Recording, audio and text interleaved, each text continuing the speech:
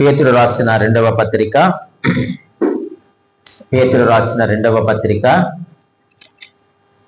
3వ అధ్యాయము 17వ వచనము అలాగే 18వ వచనాన్ని మనం చదువుకుందాం. ప్రియులారా, మీరు ఈ సంగతులు ముందుగా తెలుసుకొని ఉన్నారు గనుక మీరు నీతి విరోధుల తప్పు బోధ వలన తొలగింపబడి మీకు కలిగిన స్థిర మనస్సును విడిచి పరిపోకుండా కాచుకొని ఉండుడి. మన ప్రభువును రక్షకుడునైన యేసుక్రీస్తు అనుగ్రహించు కృపయందును జ్ఞానమందును అభివృద్ధి పొందుడి. ఆయనకు ఇప్పుడును యుగాంత దినము వరకును మహిమ కలుగును గాక. ఆమేన్. ఈరోజు మన యొక్క వాక్యాంశం ఏమిటంటే ప్రతికూలతలో ఎలా ప్రవర్తించాలి. ఏంటండి? ప్రతికూలతలో ఎలా ప్రవర్తించాలి. అపోస్తలుడైనటువంటి పేతురు గారు ఆయన నోటితో సందేశాలు చెప్పి ఆయన పరిచర్య చేశారు. అలాగే కొంత సాహిత్యం రాసి పరిచర్య చేశారు. కొన్ని నోటితో మాట్లాడి పరిచర్య చేశారు, కొంత సాహిత్యం రాసి అంటే లిటరేచర్ పత్రిక రాసి ఆయన ఏం చేశారంటే పరిచర్య చేశారు. ఈ 2 వచనాలు కూడా సాహిత్య పరిచర్యలో చివరి మాటలు. ఇది సాహిత్య పరిచర్య. ఆయన ఉత్తరాలు రాసినటువంటి దాంట్లో చివరి మాటలు అనంటే ఆయన మరణించడానికి ముందు దాదాపుగా ఆయన యొక్క మరణము సమీపించింది అని గుర్తించి ఆయన చివరి మాటలు మాట్లాడుతూ ఉన్నారు. ఎందుకంటే ఈ చివరి మాటలకు చాలా ప్రాముఖ్యత ఉంటుంది. ఏమిటి ఆయన మాట్లాడిన మాటలేంటి, ఎందుకు ఆ మాటలు అంత ప్రాముఖ్యమైనవి అని మనము ఆలోచన చేయగలిగితే, ఆయన అనుకుంటున్నాడు, నేను చనిపోతున్నాను కాబట్టి ఎలాగైనా సరే సంఘాన్ని నేను పురుకొల్పాలి, సంఘాన్ని నేను రేపాలి అని ఆయన మాటలు తెలియజేస్తా ఉన్నారు. ఈ యొక్క 2వ పత్రిక ఇది సలహాల పత్రిక కాదు, సూచనల పత్రిక అంతకంటే కాదు. ఈ పత్రికలో ఈ యొక్క పాఠకులను లేక ఈ యొక్క విశ్వాసులను లేక ఈ సంఘమును ఆయన పురుకొల్పాలని ఒక ధ్యేయం పెట్టుకొని ఆయన మాట్లాడుతూ ఉన్నాడు. చూడండి ప్రియమైన వాళ్ళారా, నేను ఆ మాటలు మీకు నేను చదివి వినిపిస్తాను. ఈ 2వ పత్రికలోనే 1వ అధ్యాయము చదువుతా ఉన్నాను. 13, 14 వచనములో ఇలాగూ రాయబడి ఉంది. మరియు మన ప్రభువైన యేసు క్రీస్తు నాకు సూచించిన ప్రకారము నా గుడారమును త్వరగా విడిచి పెట్టవలసి వచ్చినని ఎరిగి నేను ఈ గుడారములో ఉన్నంత కాలము ఈ సంగతులను జ్ఞాపకము చేసి మిమ్మును చెప్పండి రేపుట న్యాయమని ఎంచుకొనుచున్నాను అన్నాడు. అలాగే 3వ అధ్యాయము 2వ వచనములో కూడా మాటని జ్ఞాపకం చేస్తాను. పరిశుద్ధ ప్రవక్తల చేత పూర్వమందు పలకబడిన మాటలను ప్రభువైన రక్షకుడు మీ అపోస్తుల ద్వారా ఇచ్చిన ఆజ్ఞను మీరు జ్ఞాపకము చేసుకునవలెనను విషయమును మీకు జ్ఞాపకము చేసి నిర్మలమైన మీ మనస్సులను చదవండి రేపుచున్నాను. అంటే ఈ యొక్క పేతురు గారి యొక్క ధ్యేయము అంతిమ లక్ష్యం ఏమిటయ్యానంటే సంఘాన్ని రేపాలి. ఎందుకు సంఘాన్ని రేపాలి, ఎందుకు సంఘమును పురుకొల్పాలి అనంటే సంఘము వెలుపల నుంచి వస్తున్నటువంటి శ్రమలను బట్టి ఆ యొక్క పరిస్థితులను బట్టి ప్రియమైన వాళ్ళరా సంఘమును పురుకొల్పాలి, మేల్కొల్పాలి అనేటువంటి ఒక దృఢ నిశ్చయంతో పేతురు గారు ఈ యొక్క పత్రికను రాస్తా ఉన్నారు. ఆరంభము నుండి సంఘమునకు ఏమొస్తా ఉన్నాయి చెప్పండి? శ్రమలు వస్తా ఉన్నాయి. వెలుపల నుంచి శ్రమలు వచ్చాయి. గడిచిన వారం మనం ధ్యానం చేస్తాం కదండి. ఎలాగొచ్చే శ్రమల సంఘానికి అనంటే, 1 ప్రభుత్వం ద్వారా వచ్చింది, 2 చెప్పండి మతము ద్వారా వచ్చింది. ఈ శ్రమలు వచ్చినప్పుడు ఎలా బ్రతకాలో మనము మొదటి పత్రికలో చూసాము. అయితే ఈ యొక్క 2వ పత్రికలో మరి శ్రమలు ఎక్కడి నుంచి వచ్చాయి అనంటే శ్రమలు లోపల నుంచే వచ్చాయి. శ్రమలు ఎక్కడ వచ్చాయి? లోపల నుంచే వచ్చాయి. సంఘము లోపల సమస్యలు ఉన్నాయి. లోపల ఏం సమస్యలు ఉన్నాయి అంటే నేను మీకు తెలియజేస్తాను ప్రియమైన వాళ్ళరా. ఏ సమస్యలు ఉన్నాయి అనంటే దుర్బోధ ఉంది. ఏ బోధ? దుర్బోధ. సంఘములోనికి దుర్బోధలు ప్రవేశించాయి. నేను మీకు వాక్యంలోనే చూపిస్తాను. ఇది సంఘానికి చాలా ప్రమాదం. దుర్బోధ ఎప్పుడు కూడా సంఘానికి చాలా ప్రమాదము. అలాగే ప్రియమైన వాళ్ళరా, భిన్నమైన బోధ కూడా సంఘంలోకి వచ్చేసింది. ఇది అతి ప్రమాదకరమైనటువంటి బోధ. దుర్బోధ ప్రమాదకరమైనది. భిన్నమైన బోధ అంటే దేవుని వాక్యానికి, దేవునికి, ఆయనకు భిన్నమైన బోధ, అది ఎప్పుడు కూడా సంఘానికి అతి ప్రమాదకరమైనది. వీళ్ళందరూ ఎక్కడికి వచ్చేసారు? ఇప్పుడు సంఘంలోకి వచ్చేసారు. వెలుపల ఉన్నటువంటి దుర్బోధలు, భిన్నమైన బోధలన్నీ కూడా సంఘంలోనికి ప్రవేశించి సంఘం ఏం చేస్తున్నాయంట? గలిబిలి చేసేస్తా ఉన్నాయి. కాబట్టి మీరు స్థిరులుగా ఉండాలని నేను మిమ్మల్ని ఏమి చేస్తున్నాను? రేపుతున్నాను, మిమ్మల్ని సంధిస్తా ఉన్నాను అని చాలా చక్కగా ఆయన మాట్లాడుతూ ఉన్నారు. ప్రియమైన వాళ్ళరా, మన దేవుని కూడా నేను గొప్పదనం ఏమిటయ్యారంటే, ఆయన పునరుద్ధరించే దేవుడు, పడిపోయిన వారిని లేవనెత్తే దేవుడు, వెనకకు జారిపోయిన వారిని నిలవబెట్టేటువంటి దేవుడు ఆయన. కాబట్టి పేతురు గారు అంటున్నారు, అయ్యా మీరు ఎలాగైనా రేపబడాలి, మీరు ఎలాగైనా సరే పురుకొల్పబడాలి. ఈ భిన్నమైన బోధలను, దుర్బోధలను మీరు ఎదుర్కొంటున్నప్పుడు సత్యమేదో అసత్యమేదో మీరు తెలుసుకోవాలి అన్నదే నా ఉద్దేశం. కాబట్టి నేను చనిపోబోతా ఉన్నాను, నా సమయం ఆసన్నమైంది. దేనికి ఆసన్నమైనది? నేను చచ్చిపోవడానికి నేను సిద్ధముగా ఉన్నాను. లోపల ప్రతికూలమైన పరిస్థితులు ఉన్నాయి. ఈ ప్రతికూలమైన పరిస్థితుల్లో మీరు సంఘముగా ఎలా బ్రతకాలి, ఈ ప్రతికూలమైన పరిస్థితుల్లో మీరు పరిచర్యలో ఎలా ఉండాలో, ఎలా ప్రవర్తించాలో, ఎలా ఐక్యతగా ఉండాలో నేను మీకు తెలియచేయాలని ఆశ కలిగి ఈ పత్రిక రాస్తా ఉన్నాను. ఈ పత్రిక ద్వారా, ఈ మాటల ద్వారా మీరు ప్రేరేపించబడండి అని పేతురు గారు రాస్తా ఉన్నారు. సరే, మనము ఆ లోపలికి వెళ్లే ముందు ఒక 3 మాటలు మీ ముందు ఉంచుతాను. చూడండి ప్రియమైన వాళ్ళరా, మనము చదివిన 2వ పేతురు పత్రిక 3వ అధ్యాయము 1వ వచనం ఎలాగ రాయబడి ఉంది? ప్రియులారా, చాలండి, ఏమని రాశాడు? ప్రియులారా అన్నాడు. అదే పత్రిక 3వ అధ్యాయము 8వ వచనంలో చూడండి, మరలా ఏమన్నాడు? ప్రియులారా అన్నాడు. 14వ వచనం ప్రియులారా అన్నాడు. మనము చదివినటువంటి వచనంలో కూడా 15వ వచనంలో ఏమన్నాడు? ప్రియులారా, ప్రియులారా, ప్రియులారా అని మాట్లాడుతూ ఉన్నాడు. ఈ మాటలకు అర్థం ఏమిటి? 3వ అధ్యాయము 1వ వచనంలో ప్రియులారా అన్నప్పుడు ఆ మాటకు అర్థం ఏమిటయ్యానంటే, దీన్ని జ్ఞాపకం చేసుకోండి. దేన్ని జ్ఞాపకం చేసుకోవాలి అంటే 2వ వచనంలో అంటున్నాడు, పరిశుద్ధ ప్రవక్తల చేత పూర్వమందు పలకబడిన మాటలను మీరు ఏం చేయాలట? జ్ఞాపకం చేసుకోండి. ప్రియులారా, మీరు జ్ఞాపకం చేసుకోండి అన్నాడు. 8వ వచనంలో ఏమన్నాడు? మరలా ప్రియులారా, ఒక సంగతి మర్చిపోకండి.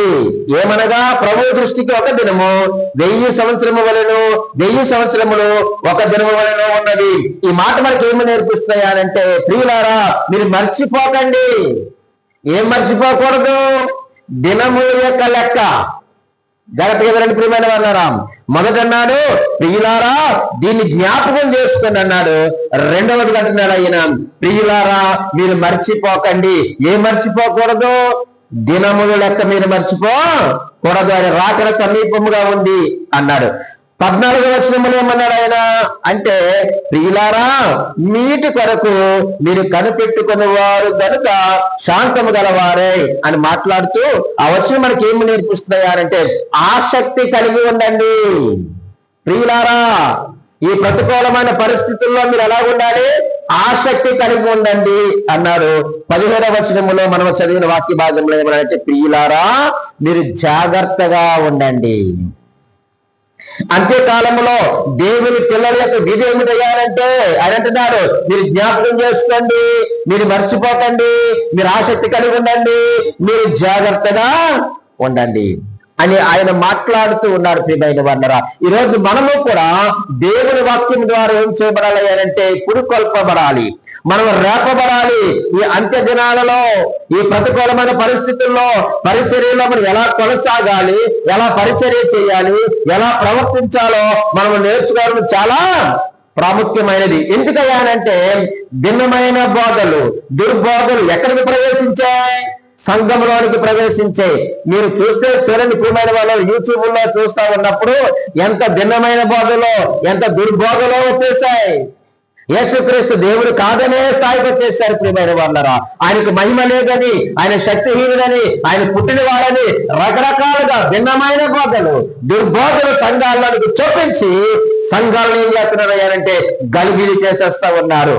అందుకే ఆయన అంటున్నారు ప్రియమైన వాళ్ళరా, చదువుతున్నాను చూడండి 17వ వచనాన్ని. ప్రియులారా, మీరు ఈ సంగతులను ముందుగా తెలుసుకుని ఉన్నారు గనుక మీరు నీతి విరోధుల తప్పు బోధ వలన తొలగింపబడి మీకు కలిగిన స్థిర మనసుని విడిచి పడిపోకుండా చెప్పండి కాచుకొని ఉండండి అంటున్నాడు. మొట్టమొదటిగా మనం ఎలా ప్రవర్తించాలి ప్రతికూలమైన పరిస్థితుల్లో అయ్యాయా అంటే మొట్టమొదటిగా మీరు కాచుకొని ఉండండి అంటున్నారు. మీరు ఇటువంటి పరిస్థితులు ఎలా ఉండాలట? కాచుకొని ఉండాలి. ఎందుకు కాచుకొని ఉండాలి? మీరు పడిపోకుండా, నీ స్థిరమైన విశ్వాసం విడిచిపెట్టకుండా మీరు కాచుకొని ఉండండి అంటున్నాడు. కాచుకొని ఉండకపోతే ఏమైపోతాం? పడిపోతాం. పడిపోకముందు ఏమవుతుంది? స్థిరమైన మనస్సును విడిచిపెట్టేస్తాం. స్థిరమైన మనస్సును విడిచిపెట్టే కారణం ఏమిటంటే మీరు తొలగింపబడ్డారు. దేని వల్ల మీరు తొలగింపబడ్డారో తెలుసా? తప్పుడు బోధ వల్ల. అక్కడే రాశారు. మీరు జాగ్రత్తగా చదివితే చాలా స్పష్టంగా మాట్లాడుతూ ఉన్నారండి. మీరు కాచుకొని ఉండకపోతే పడిపోతారు. మీరు పడిపోక ముందు ఏమవుతుందో తెలుసా? మీ స్థిరమైన మనసును మీరు విడిచిపెట్టేస్తారు. మీ స్థిరమైన మనసు విడిచిపెట్టిన కారణం ఏమిటో తెలుసా? మీరు తొలగించబడ్డారు. మీరు ఎందుకు తొలగించబడ్డారో తెలుసా? చెప్పండి. తప్పుడు బోధ వలన మీరు తప్పించబడ్డారు. మీరు పడిపోయారు. నీతి విరోధులు వస్తారు, వాక్య విరోధులు వస్తారు. వారు వచ్చినప్పుడు ప్రియమైన వాళ్ళరా మీరు కాచుకొని ఉండండి. నేనేమి కొత్తగా ఈ మాటలు చెప్పడం లేదండి, నా సొంత మాటలు కాదు ఇది. పేతురు గారే తన యొక్క హృదయం నుండి వేదనని బయటపడతా ఉన్నారు. వారు చూడండి, వారు ఎలా వస్తారట? మనం చదివినటువంటి 3వ అధ్యాయము 2వ వచనములు అన్నారు, పరిశుద్ధ ప్రవక్తల చేత పూర్వమందు పలకబడిన మాటలను ప్రభువైన రక్షకుడు మీ అపోస్తుల ద్వారా ఇచ్చిన ఆజ్ఞను మీరు జ్ఞాపకము చేసుకునవలెను విషయమును మీకు జ్ఞాపకం చేసి నిర్మలమైన మీ మనసులను రేపుచున్నాను అన్నాడు. వీరు ఎటువంటి వారో తెలుసా? నీతి విరోధులు. వీరు ఎటువంటి వారట? నీతి విరోధులు. అందుకని అంటున్నాడు, మీరు పరిశుద్ధ ప్రవక్తల చేత చెప్పండి పూర్వమందు పలకబడిన మాటలను ప్రభువైన రక్షకుడు మీ అపోస్తుల ద్వారా ఇచ్చిన ఆజ్ఞను మీరు జ్ఞాపకం చేసుకోండి. ఈ నీతి గురించి అపోస్తులు మాట్లాడారు, యేసుక్రీస్తు వారు మాట్లాడారు, ప్రవక్తలు మాట్లాడారు, పరిశుద్ధులు మాట్లాడారు. నీతి విరోధులు వస్తారు, వారు ముందే హెచ్చరించారు. ఈరోజు బయలుదేరారు వాళ్ళు. ఈరోజు బయలుదేరారు. అందుకే ప్రియమైన వారా, నేను చాలా సార్లు చెప్పాను, ఇప్పుడు చెప్తా ఉన్నాను, ఎక్కడ పడితే అక్కడికి వెళ్ళి మీరు బోధన వినొద్దు. ఒకవేళ వింటే విన్నారు కానీ అది వాక్యానుసారముగా ఉందా లేదా మీరు ముందు ఆలోచన చేసుకోండి. బెరయా సంఘస్థుల వలె నేను చెప్పినా ఎవరు చెప్పినా ఈ వాక్యపు వెలుగులో అలా ఉన్నవో లేవో మీరు ఏం చేయాలట? పరీక్షించి పరిశీలన చేసి తెలుసుకోవాల్సిన అవసరం రోజు క్రైస్తవుల మీద ఉంది. ఏదైనా వాక్యమే కదా అని ఏ వాక్యం పడితే వాక్యం మీరు వినొద్దు. యేసుక్రీస్తు దేవుడు కావాలంటున్నారు, మీరు వింటారా? ఆయనకు శక్తి లేదు, ఆయనకు మహిమ లేదు, ఆయన పుట్టినవారు, ఆది అంతము లేనివారు అంటున్నారు, ఆది లేనివారు అంటున్నారు. ఆయన మీరు నమ్ముతారా? విశ్వసిస్తారా? ఏదైనా బాధే కదండి, ఏదైనా బైబిల్ నుంచే కదండి. జాగ్రత్త ప్రియమైన వాళ్ళరా, పేతురు గారు అంటున్నారు, అయ్యా నీతి విరోధుల గురించి యేసుక్రీస్తు చెప్పారు, మేము చెప్పాము, కాబట్టి మీరు కాల్చుకొని ఉండండి. దేవుని బిడ్డలారా, విశ్వాసులారా, దేవుని సంఘమా, పరిచారకులారా, నాయకులారా, మీరు కాచుకొని ఉండండి నీతి విరోధి విషయంలో. ఇవి దేవుని మాటలు ప్రియమైన వాళ్ళ. రెండవదిగా ఏమన్నారు చూడండి, వారి గురించి మాట్లాడుతూ ఆయన ఏమన్నాడంటే 2వ అధ్యాయము 1వ వచనాన్ని నేనే చదువుతున్నాను చూడండి. మరియు అబద్ధ ప్రవక్తలు ప్రజల్లో ఉండిని, అటువలనే మీలోను అబద్ధ బోధకులుందురు. వీరు తమ్మును కొనిన ప్రభువును కూడా విసర్జించుచు తమకు తామే శీఘ్రముగా నాశనము కలుగు చేసుకొనిచు నాశనకరమగు భిన్నాభిప్రాయములను రహస్యముగా బోధించుదురు అనే మాట మనం చూస్తూ ఉన్నాం. ఈ వచనం మనకి ఏమి నేర్పిస్తున్నాయా అంటే, వీళ్ళు ప్రభువుని విసర్జించిన వారు, ఈ తప్పుడు బోధలు చేస్తున్న వారు, ఈ నీతి విరోధులు ఎటువంటి వారు అయ్యారంటే వీరు ప్రభువుని విసర్జించిన వారు, శీఘ్రముగా నాశనమును తెచ్చుకున్నవారు. జాగ్రత్త ప్రియమైన వాళ్ళరా. వీరు మరలా ఎంత చక్కగా బోధిస్తారో వాళ్ళు ఆ మాటలు. తమకు తామే శీఘ్రముగా నాశనమును కలుగు చేసుకొనొచ్చు నాశనకరమగు భిన్నాభిప్రాయములను రహస్యముగా బోధించుదురు. మరియు అబద్ధ ప్రవక్తలు ప్రజల్లో ఉన్నారు, మీలో ఉన్నారు. ప్రజల్లో ఇప్పుడు ఎక్కడికి వచ్చారు? వీళ్ళు సంఘంలోకి వచ్చేస్తారు. వీళ్ళ ప్రభువును విసర్జించిన వారు. వారు బాధల విషయమే మీరు కాచుకొని ఉండండి, జాగ్రత్తగా ఉండండి అని ఆయన హెచ్చరిస్తూ ఉన్నారు. ప్రియమైన దేవుని సంగమా, ఈరోజు దేవుని యొక్క వాక్య విషయంలో మనం చాలా జాగ్రత్తగా ఉండవలసిన అవసరం ఉంది. మన యొక్క బలహీనతను బేస్ చేసుకొని, మన యొక్క అవసరతను బేస్ చేసుకొని ఏవేవో మాటలు చెప్పేస్తూ ఉన్నారు. కాదు కాదు కాదు, వారికి చాలా ప్రమాదము. కాబట్టి అక్కడ మీరు కాచుకొని ఉండండి. ఎవరి విషయంలో? మొదటిది నీతి విరోధుల విషయంలో మీరు కాచుకొని ఉండండి. వారు ఎలా ఉంటారట? ప్రభువుని విసర్జించిన వారు. రెండవదిగా అందులో మనం ఆలోచన చేస్తే ప్రియమైన వాళ్ళారా, వారు ఎలాగుంటారో చూడండి. 2వ అధ్యాయము చదువుతున్నాను, 15వ వచనములో ఇలాగ రాయబడి ఉంది, తిన్నని మార్గమును విడిచి. చాలండి, మీరు ఎటువంటి వారట? తిన్నని మార్గమును విడిచిన వారు, సత్య మార్గమును విడిచిన వారు, దేవుని మార్గమును విడిచిన వారు. వారి గురించి అక్కడ మాట్లాడుతూ ఆయన ఎవరి గురించి రాశాడు అక్కడ? బిలాము పోయిన మార్గమును బట్టి త్రోవ తప్పిపోయిరి. బిలాము దేనికి పోయాడు బయటికి? చెప్పండి. బిలాము దేనికి ఆశపడ్డాడు? డబ్బుకి, పేరుకి, గొప్పకి. నిన్నే మనం మాట్లాడుకున్నాం యెహోషువ గురించి మాట్లాడుకుంటూ. ఏం మాట్లాడుకున్నాం చెప్పండి? యెహోషువకి ఏ గుర్తింపు వచ్చింది? ఎవరు గుర్తింపు వచ్చింది? దైవిక గుర్తింపు వచ్చింది. దేవుడు అన్నాడు, నా ఆత్మను పొందుకున్నవాడు యెహోషువ, సమర్థుడైన నాయకుడు. అదే గుర్తింపు అంటే. మనుషులిచ్చి గుర్తింపు ఎవరికి కావాలి? బిలాములాగా డబ్బుకి, సాలువాలకి, దండలకి, బొకేలకి కక్కుర్తి పడే వారి గురించి మాట్లాడుతున్నాడు ఇక్కడ. వీళ్ళు ఎవరయ్యా అంటే నీతి విరోధులు, తప్పుడు బోధకులు. వీళ్ళు దేవుని మార్గాన్ని విడిచిపెట్టేసి, సన్మార్గాన్ని విడిచిపెట్టేసి పేరు గొప్పలకి పరిగెడుతూ ఉంటారు. ఆయన నా మాటలు ఏం కాదు కదండి, వాక్యంలో ఉన్న మాటలు చెప్తా ఉన్నాను. మీరు ఎటువంటి వారట? తిన్నని మార్గమును విడిచిపెట్టేసేవాడు. బిలాము అదే చేస్తారు. దేవుడు బిలామును ఎందుకు ఎంపిక చేసుకున్నాడంటే ఇశ్రాయేలు ఆశీర్వాదకరంగా ఉంటాడని ఎంపిక చేసుకుంటే ఎవరి మాట విని వెళ్ళాడు? డబ్బుకు ఆశపడ్డాడు, గౌరవానికి ఆశపడ్డాడు. వద్దు ప్రియమైన వాళ్ళారా, దేవుని చేత మనం గుర్తించబడాలి. దైవికమైన గుర్తింపు మనకు కావాలి. మీరు కావాలంటే చదవండి యెహోషువ గురించి. నిన్న దేవుడు చాలా చక్కని విషయాలు మాకు తెలియజేస్తాడు. దైవిక గుర్తింపు యెహోషువకు వచ్చింది. కాబట్టి పరిచారకుడైనటువంటి యెహోషువని ఏం చేశాడు చెప్పండి? దేవుడు నాయకుడిని చేశాడు.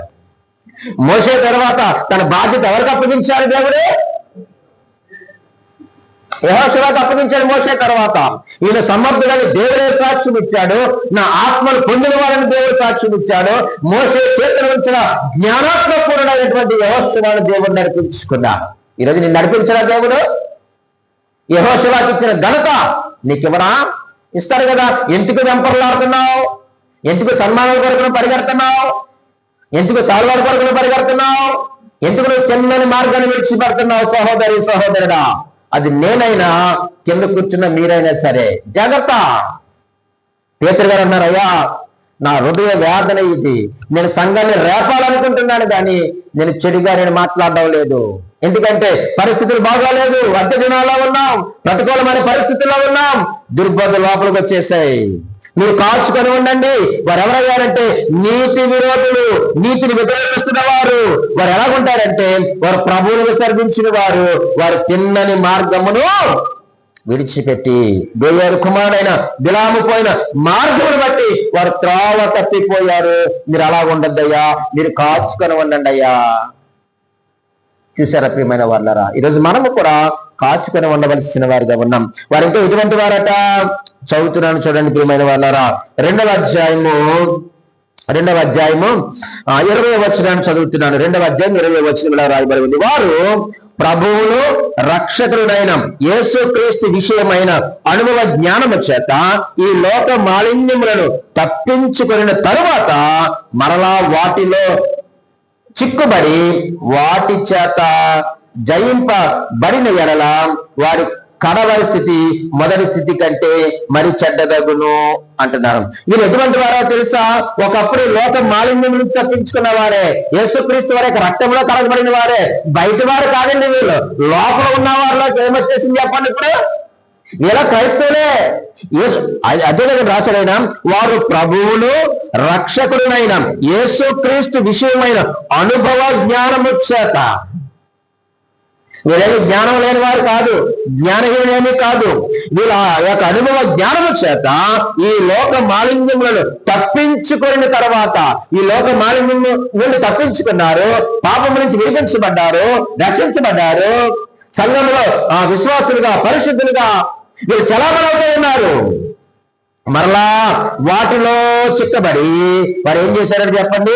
వారు మరలా పడిపోయిన వారు. అబ్బా, ఇటువంటి వారి బాధ మీరు వినొద్దు.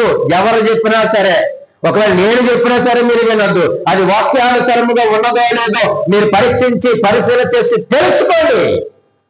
ఇటువంటి వారి బాధ వింటే ఏమైపోతుందో తెలుసా? పేతురు ఒక మంచి సామెత చెప్పాడు వీరి కొరకు.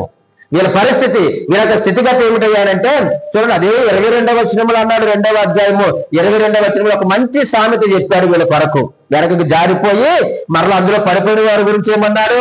కుక్క తన వాటికి తిరిగినట్టును, కడగబడిన పంది బురదలో దొరుటకు మళ్ళినట్లును అను నిజమైన సామెత చెప్పిన వీరికి సంభవించెను. ఎవరు వీళ్ళండి? ఒకప్పుడు లోక మాలిన్యము తప్పించుకొని మరలా అందులో పడిపోయిన వారి గురించి మాట్లాడుతున్నాడు. ఇంకేమన్నాడు ఆయన? ఇంకేమన్నాడు తర్వాత? కడగబడిన పంది. ఈ పందిని ఎంత కడిగినా ఎక్కడికి వెళ్తా చెప్పండి? ఇది బురద చూస్తే అదేమానందం ఈ పందికి. ఏ పంది?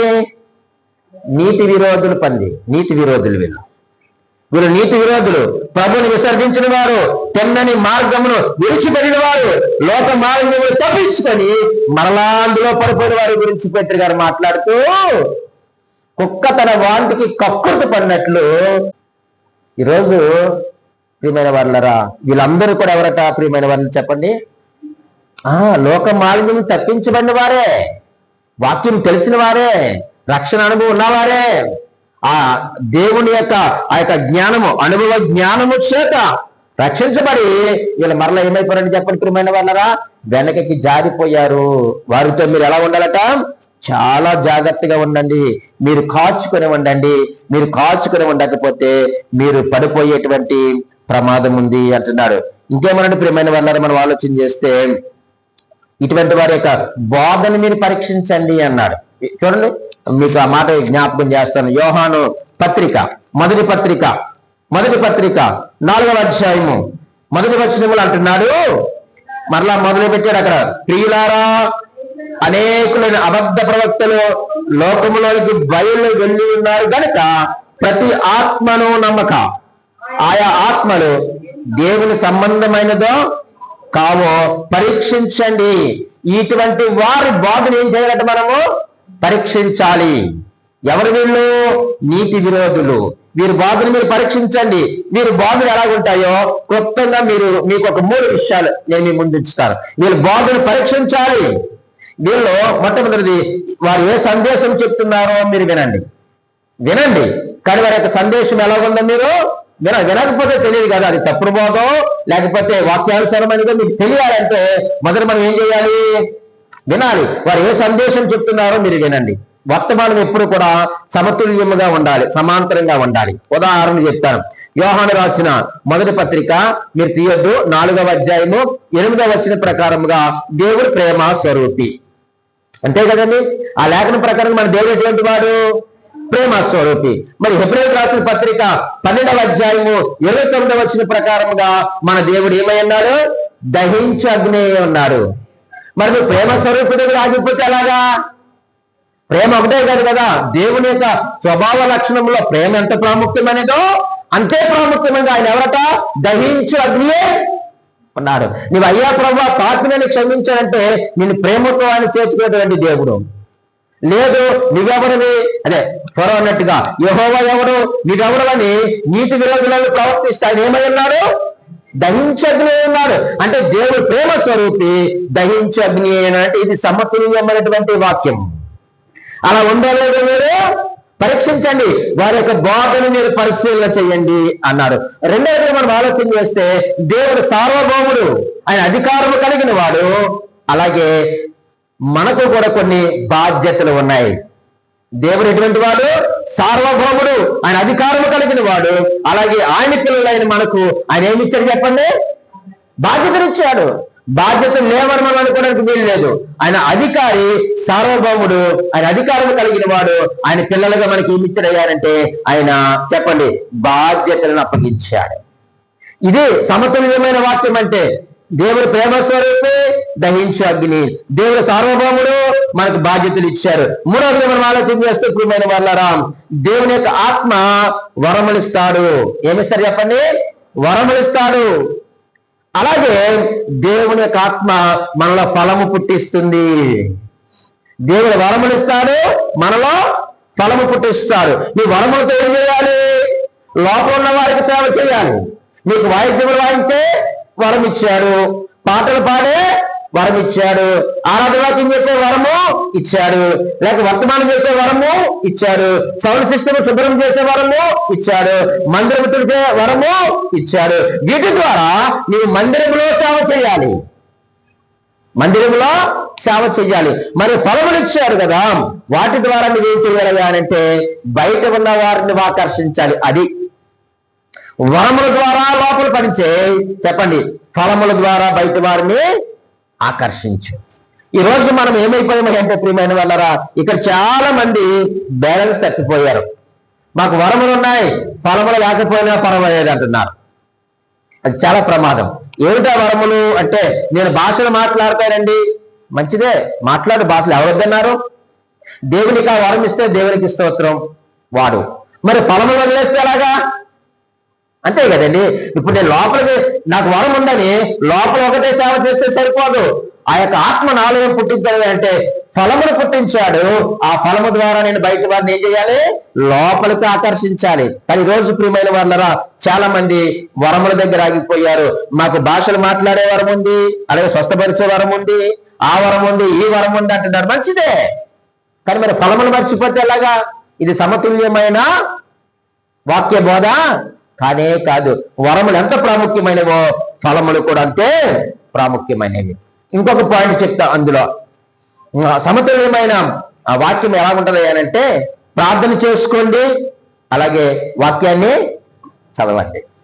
చాలా మంది మేము ప్రార్థన అండి ఇరగొడేస్తామండి 24 గంటలు. మరి వాక్యం చదవకపోతే ఈ వాక్యమే కదండి ప్రేరేపించేది ప్రార్థనకే. అంతే కదా బ్రదర్, అంతే కదండి. ఇప్పుడు ప్రార్థన ఎంత ప్రాముఖ్యమో చెప్పండి, వాక్య ధ్యానము కూడా అంతే ప్రాముఖ్యము. ఎప్పుడైతే ఈ వాక్యాన్ని నువ్వు చదువుతున్నావో నీలో మంట పుట్టిస్తా. దేనికో తెలుసా? ప్రార్థన చేయడానికి. నువ్వు ఎప్పుడైతే ప్రార్థన చేస్తున్నావో ఆ ప్రార్థన మంట పుట్టిస్తా. దేనికి చెప్పండి? వాక్యం చదవడానికి, వాక్యం చదవడానికి. ఈరోజు క్రైస్తవులుగా మనకు ప్రార్థన ఎంత ప్రాముఖ్యమో దేవుడి వాక్యం కూడా అంతే ప్రాముఖ్యము. అందుకే ప్రియమైన వాళ్ళరా, మనము కాచుకొని ఉండడం అంటే వారి యొక్క బోధను కూడా మనం ఏం చేయాలి చెప్పండి? పరీక్షించాలి. అది సమతుల్యమైన వర్తమానమేనా, సమతుల్యమైన వాక్యమేనా అని మనము పరిశీలన చేయవలసిన వారిగా ఉన్నాం. అందులో రెండవదిగా మనం ఆలోచన చేస్తే ప్రియమైన వాళ్ళరా, చూడండి వారు ఏ దృక్పథంతో సేవ చేస్తున్నారో చూడండి. సేవ చేసేవారు, వాక్యం బోధించేవారు ఏ దృక్పథముతో వారు సేవ చేస్తున్నారో చూడండి. నా మాటలేమి కాదు, 2వ పేతురు పత్రిక మనం చదివిన పత్రికలో 2వ పత్రికలో చదువుతున్నాను. 2వ అధ్యాయము 3వ వచనంలో ఇలాగూ రాయబడి ఉంది. వారు 2వ అధ్యాయం 3వ వచనం, వారు అధిక లోబులై కల్పనా వాక్యములు చెప్పుచు మీ వలన లాభము సంపాదించుకొందురు. వారికి పూర్వం నుండి విధింపబడిన తీర్పు ఆలస్యం చెయ్యదు, వారి నాశనము కుడికి నిద్రపోదు. వారు ఏ దృక్పథముతో సేవ చేస్తున్నారో చూడండి. అంటే అంటున్నాడు, వారు ఏం చేస్తారంటే, ఎలా చేస్తారంటే సేవ, మీ వలన లాభం సంపాదించుకుంటారు. జాగ్రత్తగా వినండి. ఇటువంటి వారు నీతి విరోధులు ఎలా వాక్యం బోధిస్తారట? మీ వలన, ఎవరైతే దేవుని వాక్యం వింటున్నారో వారి వలన లాభం సంపాదించుకుంటారు. ఈ దేవుని మాటలే ప్రియమైన వాళ్ళరా. వారు కల్పనా కథలు చెప్తారట. ఇట్లా ఏమంటారు చెప్పండి వాక్య ప్రకారం? ఇప్పుడు కల్పనా కథలు కాదా? దేవుడు ఎందుకు ఏర్పాటు చేసుకున్నాడో, ఎందుకు ఆ స్థలంలో నిలబెట్టుకున్నాడంటే ఆయన పరిచర్య మనం చేస్తామని. ఎందుకు? నువ్వు పొగడవలసింది ఆయన కదా, గణపరచవలసిన ఆయన కదా. కాబట్టి దేవుడు వాక్యం సెలవిస్తా ఉంది, ఏ దృక్పథంతో వారు సేవ చేస్తున్నారో చూడండి. వారు ఎటువంటి వారట? మీ వలన లాభము సంపాదించుకుంటారు. అందులో మూడవదిగా మనం పరీక్షించమన్నాం కదా ఆయన బోధను. మూడవదిగా ఏం చేస్తారట? వారు మనుషులను తమ వైపు ఆకర్షించుకుంటారట. ఈ నీతి విరోధులు చేసే బోధ వింటారు కదండి, మీకు అర్థమవుతుందండి? అర్థమవుతుందండి మీకు నేను చెప్పే మాటలు? అర్థమవుతున్నాయా? Good, very good. మనుషులను తమ వైపు తిప్పుకుంటారట. ఈరోజు ఎక్కడికి వెళ్ళినా పలానా వ్యక్తి పెడుతున్నాడంటే పారిపోతున్నారు. వెళ్ళడం మంచిదే, నేను వెళ్ళొద్దు నేను అంటలేదు ఎవరిని. కానీ ఆ వాక్యము సమతుల్యమైనదా కాదా ఇది మీరు గుర్తుపెట్టుకోండి. మీరు ఎవరి దగ్గర అయితేనే వెళ్ళండి, కానీ అది సమతుల్యమైన వాక్యమా కాదా, వాక్యానుసారముగా ఉందా లేదా? కాబట్టి నేను అంటున్నాను, ప్రియమైన వాళ్ళరా, మీరు పరీక్షించండి. నేను ఎవరిని విమర్శించలేదు, నా పని కానే కాదు. ఎందుకంటే నాకు హృదయ వేదన ఉంది, మనకు ఒక సంస్థ సహవాసం ఉంది, ఆ కట్టుబాట్లు మనకున్నాయి. మీరు నేర్చుకోండి, వినండి. యోహాన్ అన్నాడు, యోహాను సువార్తలను యోహాన్ గారు అన్నారు, బాప్తిస్మం ఇస్తా ఉన్నప్పుడు యేసుక్రీస్తు వచ్చాడు, ఇదిగో లోక పాపములను మోసుకొని పోవు, నన్ను కాదు ఆయనని వెంబడించండి అన్నాడు. దేవునికి మహిమ కలిగింది. అప్పటికి ఆయన బాప్తిసాలు ఇచ్చాడు కదండి, చాలా మందికి బాప్తిస్మం ఇస్తా ఉన్నాడు, చాలా మంది మారు మనసు పొందారు. కానీ ఎప్పుడైతే రావాల్సిన వాడు వచ్చినాడో, రావాల్సిన వెలుగు వచ్చిందో, రావాల్సిన వాక్యం వచ్చిందో, యోహాను అంటున్నాడు, ఇదిగో లోక పాపములను మోసుకొని దేవుని గొర్రెపిల్ల, నన్ను కాదు ఆయనను వెంబడించండి, లోకం ఆయనతో పోతుంది అన్నాడు ఒక దగ్గర బైబిల్లో. నేను ఒక మాట జ్ఞాపకం చేస్తాను, మనుషుల్ని మీరు గౌరవించండి, తప్పలేదు. ఎవరినైనా నువ్వు గౌరవించు, క్రీస్తుని మాత్రం నువ్వు ఆరాధించు, ఇది నేర్చుకొని చాలు. మనుషులు గౌరవించు, నీకంటే చిన్నోడా పెద్దోడా ఎవరైనా సంథింగ్ డబ్బునో లేదు మనకొద్దు. మనం క్రీస్తు ప్రేమను బట్టి మనం మనుషులు గౌరవించాలి. క్రీస్తుని మనం ఏం చేయాలి చెప్పండి? ఆరాధించవలసిన వారుగా అనుకున్నాం. ఈరోజు మనుషులను తమ వైపు తిప్పుకుంటే మీరు అక్కడికి వెళ్ళొద్దు. ఆయన ఎక్కడికి వెళ్ళిపోతాడో మనం అక్కడికి వెళ్ళిపోతాం. అదే ఆయన వైపు మిమ్మల్ని నడిపించాడు అనుకోండి, ఆయన ఎక్కడున్నాడో మనం అందరం కూడా అక్కడే ఉంటాం. పేతురు గారు అంటున్నారు, అయ్యా నా గుడారమును విడిచిపెట్టి నేను వెళ్ళవలసి ఉంది, నా మరణ సమయం సమీపించింది, నేను చావబోతా ఉన్నాను, మిమ్మల్ని రేపాలనే నా వేదన. సంఘములోనికి దుర్బాధలు వచ్చేసాయి, భిన్నమైన బాధలు వచ్చేసాయి. కాబట్టి మిమ్మల్ని మీరు పరీక్షించుకోండి, వారు చేసే బోధను కూడా మీరు పరీక్షించండి. అంత్య దినాల్లో ఉన్నాం, ఎలా ప్రవర్తించాలో మీరు నేర్చుకోండి. దేవుడి మాటను దీవించిన గాక.